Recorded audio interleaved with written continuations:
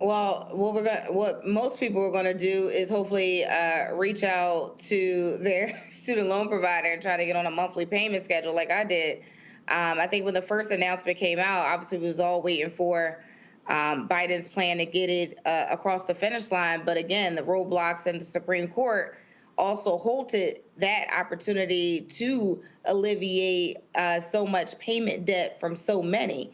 But now, again, we're, instead of being alleviated from all these student loan debt payments, we're now being forced to pay in full. And so, you and your guest was totally right when it comes to like elections have consequences, and those consequences are, meeting us exactly where we are in our home and in our everyday life. So when people are complaining about age, just remember, you now have to pay a student loan debt that's three times the cost of what it is to purchase eggs at this moment. Mustafa? I mean, it's just the continual foolishness of this administration. I mean, so you got people who are in survival mode, right? There are so many people trying to keep the lights on, trying to put food on the table. They literally just trying to survive. I had a few folks who I know who actually reached out to the Department of Education because they were trying to, figure out what they could do and how they could, rectify some situations. They just couldn't get anybody to answer the phone, or, they get transferred. So you've got that dynamic when you have the hollowing out of these agencies and departments.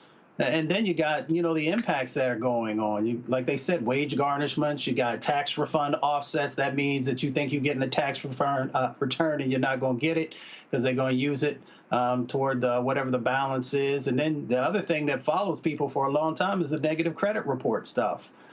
So somebody's got to do something differently. Here's the last thing, too. You know how Trump always talks about how he loves, these Norwegian countries, whether it's Norway or Finland or Sweden or Denmark or Iceland, all these countries that he often, wants to emulate.